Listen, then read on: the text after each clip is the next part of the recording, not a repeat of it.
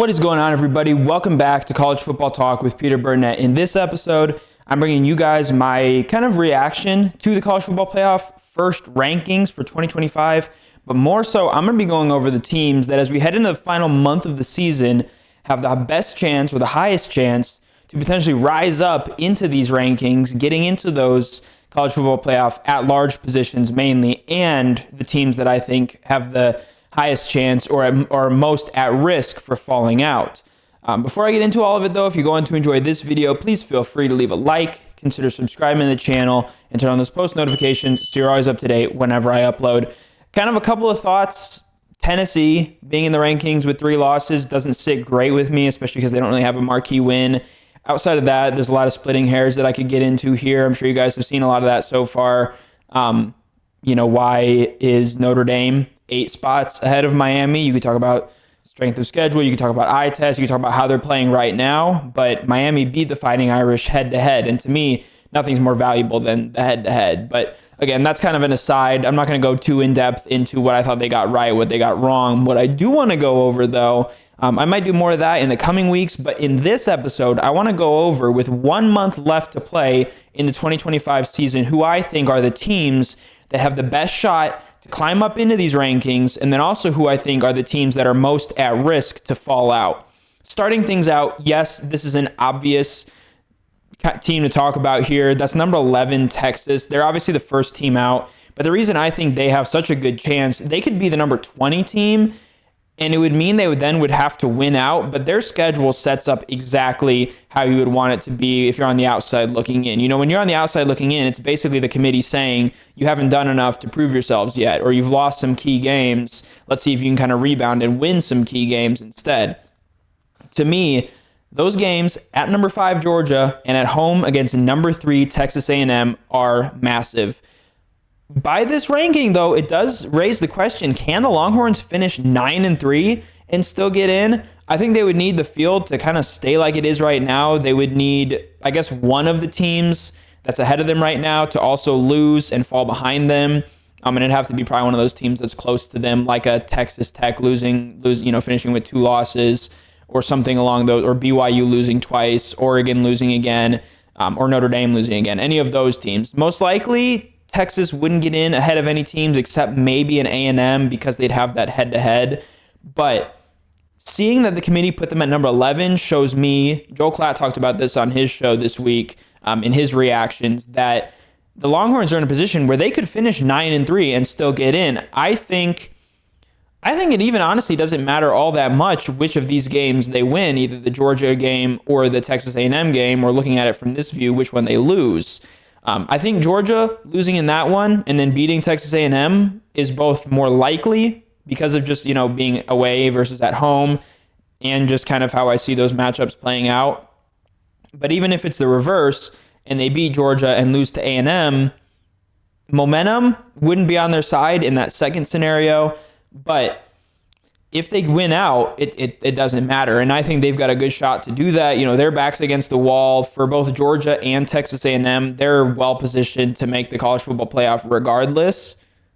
Most likely, I'll talk about one of those teams later and why I think there's a chance they could be one of those teams to fall out of the college football playoff positions. But Texas is that number 1 team with the highest chance. Oklahoma then. The difference here for the Sooners is they lose that head-to-head. The committee respects that, obviously. Same record. The difference there is that Texas win. But Oklahoma still has a good schedule left as well. They're at number 4, Alabama, and that's the tough thing for the Sooners. They have to go in to Tuscaloosa, I think not this week, but next week. Then they have to beat Missouri and LSU at home. They would also probably need Texas to lose once at least. Now, 3 losses versus 2 losses. Does the committee give the advantage to Texas still because they have the head-to-head versus having an additional loss? That would be interesting to see. To me, head-to-head is always more important when you're splitting hairs between 2 teams. But if it's kind of a pool of teams that are in contention for that last spot, and Oklahoma's the most deserving, I think you give it to them. So that's going to be interesting to see. Again, honestly, the best case scenario for Oklahoma is that they can stun Alabama on the road, and then that Texas loses both of those games to Georgia and to Texas A&M. Next up, there's a trio of teams in the Big Ten that have, I think, the best shot. Oregon is not a shoo-in, I wouldn't say, to make it. I'll talk about the Ducks here in a little bit, but there is kind of that contention right now for who's going to be the fourth team out of the Big Ten. You've got USC at 19, Iowa at 20, and Michigan at 21. You got them 1, 2, 3 there in order. Iowa and USC will meet on November 15th, and both of those teams are going to play Oregon. Obviously, the Hawkeyes host the Ducks this week, and then USC is on the road in Eugene on November 22nd. For Michigan, they have the easiest road out of these three teams, and then they have that big one against number 1 Ohio State. And depending on how things shake out, that game might not only be for an at-large bid to the college football playoff for the Wolverines on the line there, but it could even be a chance for them to get to the Big Ten championship game. If with all these head-to-heads, let's say it doesn't really matter too much. Let's say Oregon loses to Washington, and they give both Iowa and USC their second conference loss. The Ducks would have 2 conference losses. Both of those teams would have 2 conference losses, and Washington already can't finish with any fewer than 2 conference losses.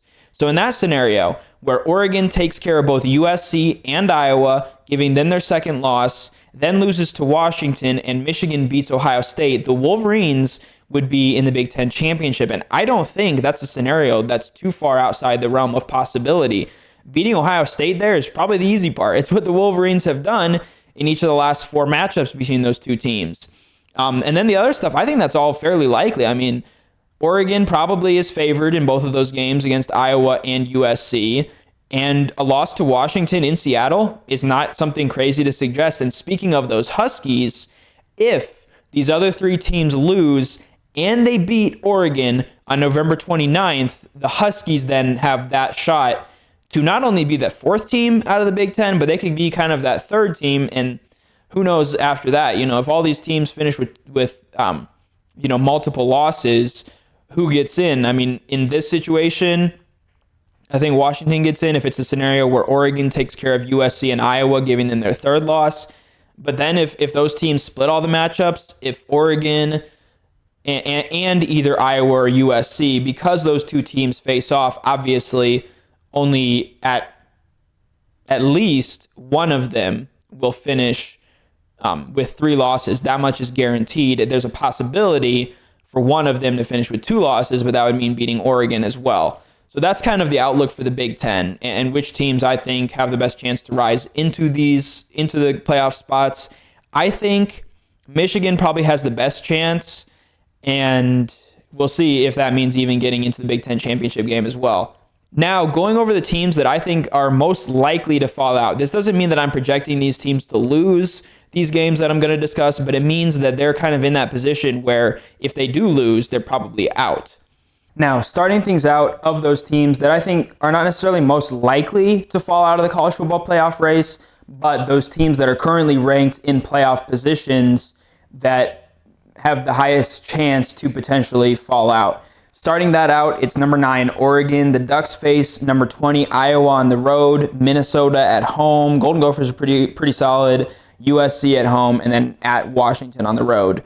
1 loss in any of those games, and they're probably dropping below Texas and Oklahoma, maybe Vanderbilt if the Commodores win out, and that puts them in a very precarious position. Now, I would probably say I expect them to win each of these games, but if they lose a single one of these games, it's going to be a really tough spot for the Ducks, and they're probably going to need help from elsewhere. And it's also the toughest schedule probably for potentially any team left in college football except maybe Texas. But Longhorns, again, have their destiny in front of them.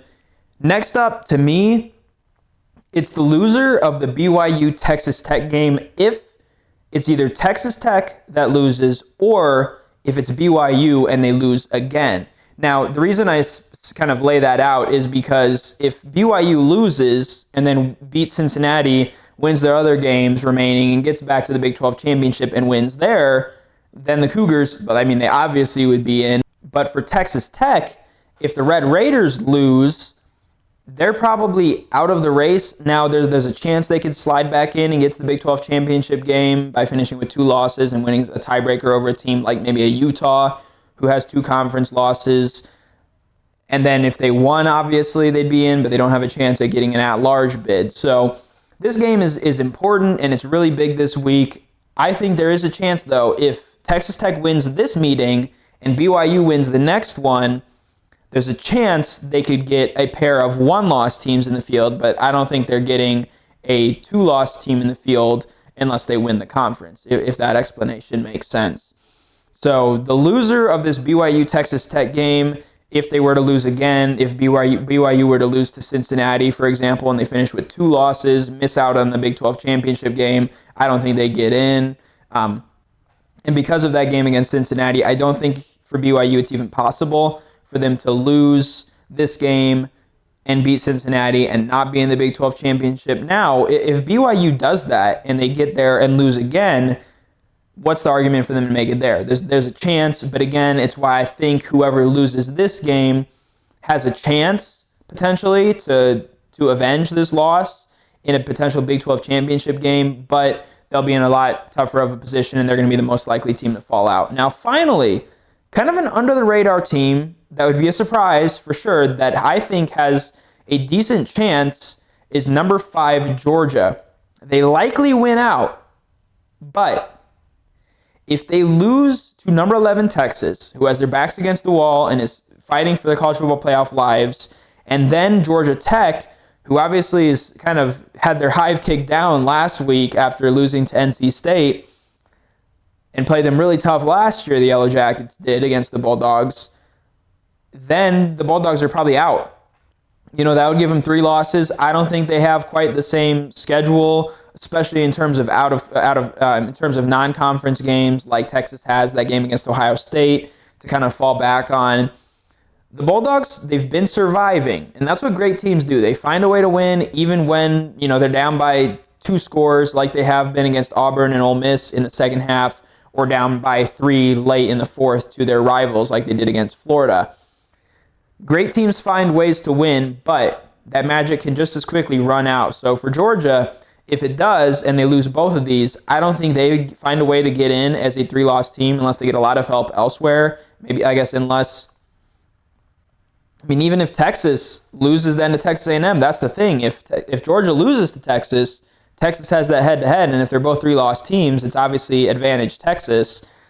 If Oklahoma loses, maybe if Oregon, like I talked about, were also to lose, then Georgia maybe finds a way to survive.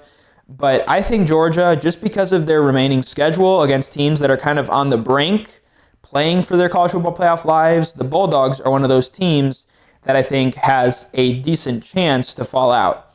Again, am I predicting that? No, but I think there's a decent shot of it. Finally, there's a team lurking under the surface that I think has the best chance to play spoiler and also find a way to get into the college football playoff themselves, and that's number 24, Pitt. Pat Narduzzi has the Panthers at 7-2, 5-1 in the ACC, and their next 3 games are all against ranked opponents. They're the only team left in college football that each of their remaining games is against a ranked opponent. They're home against number 10, Notre Dame, this week. They're at Georgia Tech, I think, after a bye, and then they're home against Miami in the regular season finale. So Pitt, they have a chance to knock Notre Dame out by beating the Fighting Irish at home this week. Then they have a chance to knock Georgia Tech off on the road to end any lingering hopes that the Yellow Jackets might have. And then against Miami. And if they win that one, and if Louisville loses elsewhere, they would get to the ACC championship game. Now, if they finish with 3 straight ranked wins to end the season, there is a chance that Pitt could put themselves into that discussion of being a 2-loss team, even if they miss out on their conference championship game in the ACC, because right now it's looking like Virginia and Louisville to meet there, but the Panthers are also in prime position to potentially get there as well. We'll see how things shake out there, but the team with the best chance to play spoiler in this back month of the season is certainly the Pitt Panthers.